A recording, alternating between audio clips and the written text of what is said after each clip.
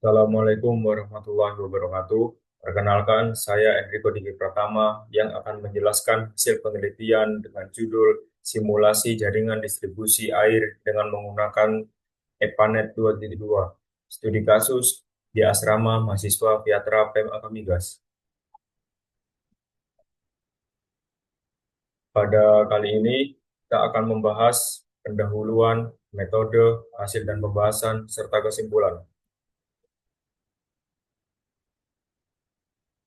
Pada pendahuluan ini, sistem distribusi air bersih berfungsi menyalurkan air dari instalasi pengolahan menuju konsumen melalui jaringan perpipaan. Dalam perencanaannya, perlu mempertimbangkan kebutuhan air, topografi, jenis sambungan, pola jaringan, serta potensi kebocoran. Berdasarkan Peraturan Pemerintah Nomor 16 Tahun 2005, sistem penyediaan air minum terdiri dari 4 unit utama, yaitu unit air baku, unit produksi, unit distribusi, serta unit pelayanan. Sistem perpipaan memegang peranan penting karena tidak hanya menyalurkan air bersih, namun juga membantu pembuangan air kotor tanpa menyemari lingkungan. Unsur-unsurnya meliputi sumber air, fasilitas penyimpanan, transmisi, pengolahan, hingga distribusi. Di asrama Fiatra PEM Akamigas, terdapat permasalahan terkait sistem perpipaan internal yang sudah tua dan kurang efisien. Kondisi ini berdampak pada tingginya biaya operasional, kebocoran yang tidak terdeteksi, penurunan kualitas aliran, serta potensi korosi pada pipa. Untuk menganalisis permasalahan jaringan ini, digunakan software EPANET 2.2, sebuah software simulasi hidrolis yang mampu memodelkan tekanan aliran, usia air, hingga kualitas kimia dalam jaringan pipa. EPANET membantu dalam desain kalibrasi dan evaluasi berbagai strategi pengolahan sistem distribusi air. Pada penelitian kali ini, metode yang digunakan melalui beberapa tahap utama.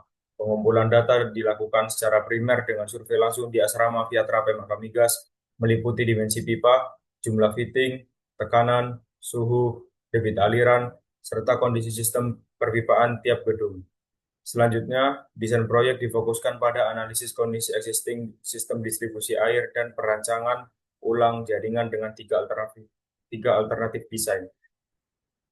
Selanjutnya dilakukan perhitungan head loss, kecepatan cairan pada pipa, Reynolds number, relative roughness, friction factor, head loss mayor, minor losses, dan head loss total berdasarkan analisa yang dilakukan. Pada kondisi saat ini, material pipa yang digunakan di dalam asrama Fiatra PEM Akamigas yaitu galvanis medium A schedule 40 sebagai pipa utama, PVC sebagai pipa percabangan, dan HDPE pada pipa yang digunakan di lokasi BPSDM.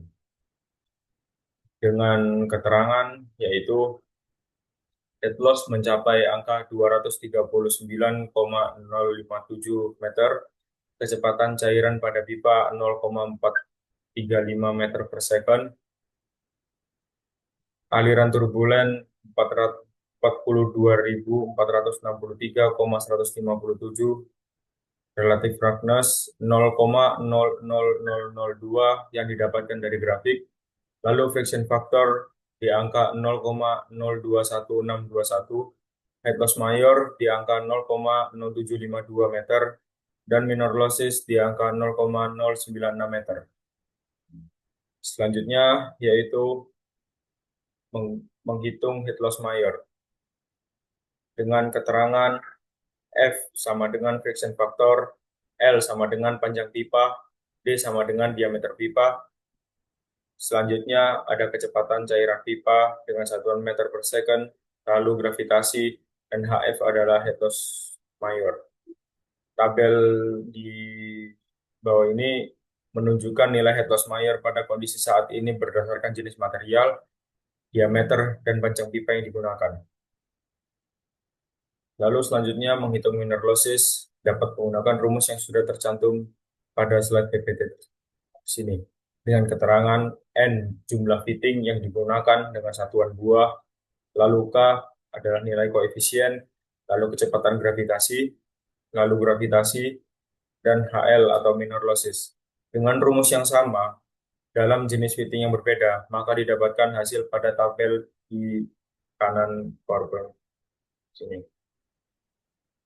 Selanjutnya, yaitu berdasarkan data pada tabel, dapat disimpulkan bahwa kondisi saat ini memiliki head loss total sebesar 239,057 meter, yang mengindikasikan bahwa modifikasi desain perpipaan dalam kondisi ini memiliki kehilangan energi yang cukup banyak dan memungkinkan kurang efektif. Hasil simulasi pada gambar menunjukkan peningkatan signifikan pada nilai unit head loss yang ditunjukkan oleh lebih banyaknya pipa berwarna merah dengan nilai head loss tinggi sebesar 740,74 meter. Selain itu, perbedaan tekanan atau head antar node menjadi lebih besar, yang mengindikasikan distribusi aliran tidak merata dan potensi ketidakseimbangan sistem. Kondisi ini beresiko menurunkan efisiensi jaringan, meningkatkan beban kerja pompa, dan mempercepat kerusakan sistem perpipaan, sehingga evaluasi dan optimalisasi sangat diperlukan.